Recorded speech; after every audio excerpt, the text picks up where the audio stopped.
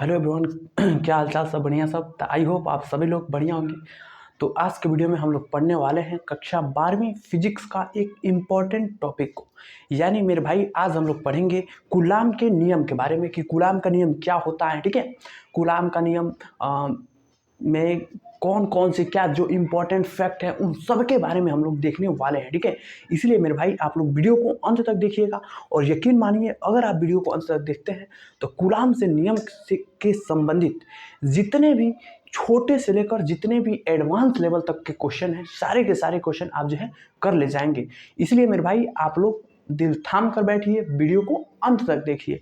ठीक है, तो चलिए हम देख लेते हैं कि कूलाम का नियम क्या कहता है।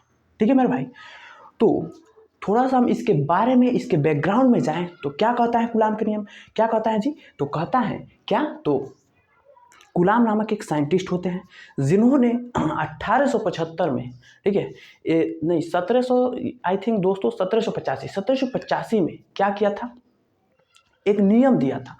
दो छोटे छोटे बिंदु आवेशों के बीच क्या लगने वाले फोर्स के बारे में उन्होंने बताया था। ठीक है, और उसी के बारे में हम लोग पढ़ेंगे। ठीक है मेरे भाई, तो चलिए हम देख लेते हैं। तो क्या कहता है कूलाम का नियम? तो इसमें क्या होता है मेरे भाई कि दो आवेश होते हैं। ठीक है, दो बिंदु आवेश होते हैं। जैसे हम मान ले मेरे दोस्त, एक ये हो गया -Q, ठीक है, और एक ये हो गया +Q।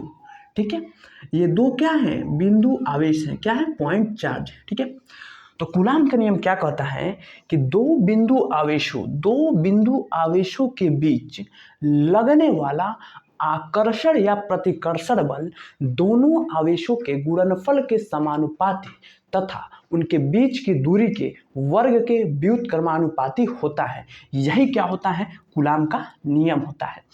अब तो आपने नियम बोल दिया सर, चलिए हम बताते हैं कि कब इनके बीच लगने वाला बल आकर्षण प्रकृति का होगा और कब का होगा, प्रतिकर्षण प्रकृति का होगा। तो चलिए हम देखते हैं। एक बात मेरे भाई आप याद रखना, बेसिक कॉन्सेप्ट है कि अगर दो आवेश -Q है, एक -Q है और दूसरा +Q है, मतलब दोनों आवेश क्या है, प्रकृति में अगर विपरीत प्रकृति के हैं, एक निगेटिव है तो दूसरा पॉजिटिव है, तो इनके बीच जो लगने वाला बल होगा, इन दोनों के बीच जो लगने वाला ये क्या होगा, जो बल होगा ना, ये बल किस नेचर का होगा, तो आकर्षण। ठीक है, आकर्षण प्रकृति का होगा। बात समझ गए? अब चलिए अगला पॉइंट को हम देखते हैं। जब दोनों आवेश सेम प्रकृति के हो जाए, यानी एक माइनस हो गया और ये भी क्या हो गया, माइनस हो गया, और एक प्लस हो गया और ये भी प्लस हो गया, मतलब अगर दोनों आवेश सेम साइन के हैं, सेम नेचर के हैं, यानी ये माइनस माइनस है, तो इनके बीच लगने वाला बल क्या होगा, प्रतिकर्षण होगा। एक दूसरे को क्या करेंगे, कहेंगे भागो भाई हमसे दूर भागो। ठीक है, और ये भी क्या है, सेम नेचर के, देखिए ये भी प्लस है ये भी प्लस है, तो इनके बीच भी लगने वाला जो बल होगा ये क्या होगा जी, तो प्रतिकर्षण प्रकृति का होगा। ठीक है, क्योंकि आप जानते हैं कि समान प्रकृति के आवेश एक दूसरे से क्या दूर भागते हैं, और विपरीत प्रकृति यानी एक माइनस है एक प्लस है, तो ये दोनों आवेश क्या होते हैं, एक दूसरे के पास आते हैं। ठीक है, तो ये रहा बेसिक सा कंसेप्ट। तो हमने क्या कहा, दो बिंदु आवेशों के बीच लगने वाला आकर्षण, ठीक है, या प्रतिकर्षण बल उन दोनों आवेशों के गुणनफल के समानुपाती और बीच की दूरी के वर्ग के व्युत्क्रमानुपाती होता है। तो मान ले मेरे भाई इन दोनों आवेशों के जो बीच की दूरी है ना वो r है। ठीक है जी, बिल्कुल r है। ठीक है, तो चलिए हम पहले डिफिनीशन को लिख देते हैं। तो क्या, दो बिंदु आवेशों के बीच लगने वाला, क्या जी, तो लगने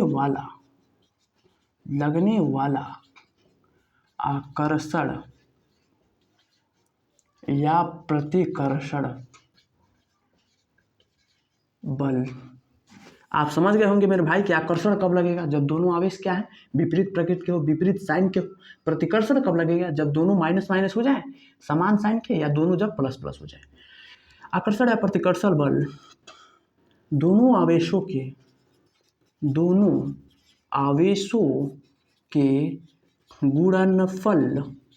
गुणनफल, ठीक है, गुणनफल के समानुपाती तथा बीच के दूरी के वर्ग के व्युत्क्रमानुपाती होता है। समझ गए जी? चलिए अब चलिए हम देख लेते हैं अब ये क्या कह रहा है, इसके स्टेटमेंट को हम देखते हैं।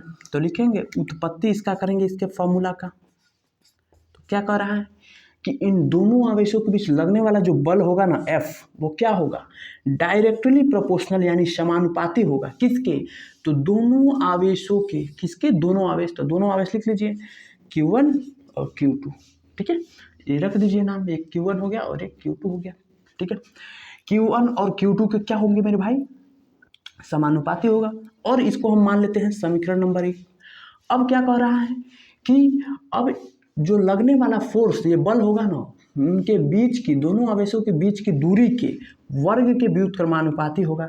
यानी जो लगने वाला फोर्स होगा वो इनवर्सली प्रोपोर्शनल यानी व्युत्क्रमानुपाती होगा उनके बीच की दूरी। तो दूरी कितना है, तो r है, इसके वर्ग के व्युत्क्रमानुपाती होगा यानी r² के। इसको हम मान लेंगे मेरे भाई समीकरण नंबर 2। अब लिखेंगे समीकरण 1 और 2 को मिलाने पर, 1 और 2 से, चलिए मिला दीजिए। देखिए इनका लेफ्ट साइड बराबर है एफ है, तो राइट साइड भी क्या हो जाएगा, बराबर हो जाएगा। तो एफ डायरेक्टली प्रोपोर्शनल होगा Q1 इंटू Q2 और किसके, इंटू 1/r² के।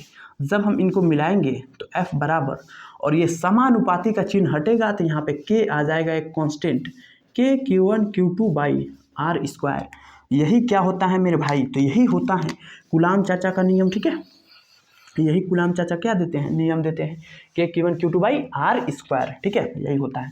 ठीक है, तो क्या होता है, दो बिंदु आवेशों के बीच लगने वाला कर्षण या प्रतिकर्षण बल दोनों आवेशों के गुणनफल के समानुपाती तथा उनके बीच की दूरी के वर्ग के व्युत्क्रमानुपाती होता है। यही क्या हो जाता है, coulombs law. This is the coulombs law. ठीक है, अब हम समझते हैं मेरे भाई के क्या है जी यहाँ पे। तो के क्या है, एक समानुपाती नियतांक है, समानुपाती नियतांक है। ठीक है जी, बिल्कुल ठीक है। अब चलिए हम देखते हैं मेरे भाई के का वैल्यू कितना होता है। इनको तो मिटा देते हैं, ये बेसिक कॉन्सेप्ट था जो आपको समझाना बुझाना बड़ी ज़रूरी था, और आई होप आप समझ भी गए होंगे। ठीक है, चलिए हम आगे बढ़ते हैं, कारवा को आगे ले जाते हैं। ठीक है, चलिए तो के का वैल्यू कितना हो जाएगा मेरे भाई, हमने क्या सूत्र निकाला, F बराबर K Q1 Q2/r², और इस के का मान होता है 1/4πε0। ये क्या हो जाता है दोस्तों, तो यही के का मान हो जाता है। ठीक है, अब अगर आप के का मान यहाँ पे रख देंगे तो एक और प्यारा सा इसका रूप बन जाएगा, कितना, तो 1/4πε0 Q1 Q2/r²। ये क्या हो जाता है, ये भी इसी का रूप है जब आप के का वैल्यू को रख देते हैं तो। अब एक बात ध्यान देना दोस्तों, जो यहाँ पे ε0 है ना, ε0, इसी को हम कहते हैं निर्वात की वैद्युतशीलता। क्या कहते हैं जी, तो निर्वात की वैद्युतशीलता।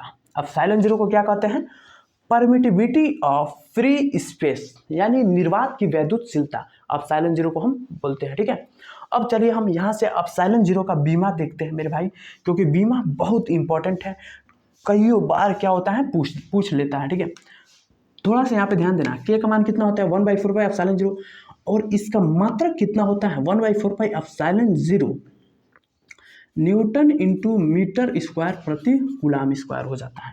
ठीक है, और यहाँ पे अगर हम देख ले ε0 का वैल्यू कितना होता है, तो ε0 का मान होता है 8.85 गुणे 10⁻⁻12। सेम इसका उल्टा, इसका मतलब न्यूटन मीटर स्क्वायर प्रति कूलाम स्क्वायर, तो इसका सेम उल्टा हो जाएगा कूलाम स्क्वायर प्रति न्यूटन इंटू मीटर स्क्वायर। ये निर्वात की वैद्युतशीलता यानी ε0 का मान हो जाता है। ठीक है, ध्यान देना।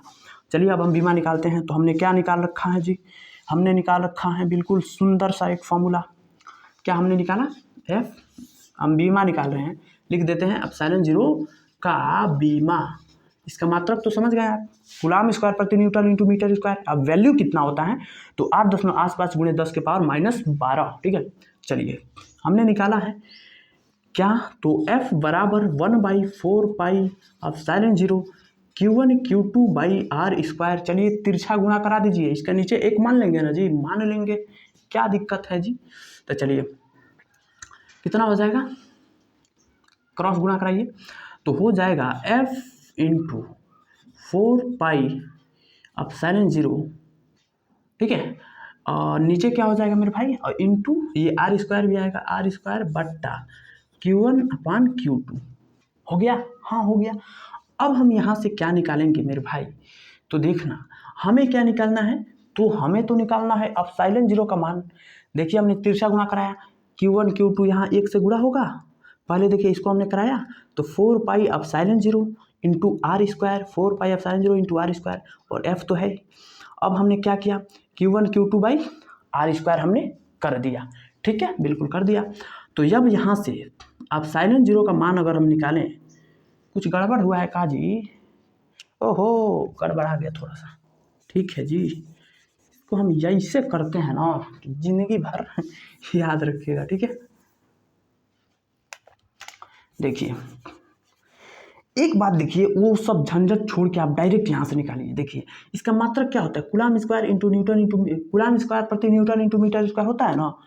मतलब एप्सिलॉन 0 का बीमा देखिए कितना इजी तरीका से निकालेंगे बिना आप क्रॉस गुणा के, ठीक है। देखिए कूलम स्क्वायर लिखा है ना, तो कूलम स्क्वायर का मतलब क्या होता है, सी गुणे सी करेंगे तभी तो कूलम स्क्वायर आएगा।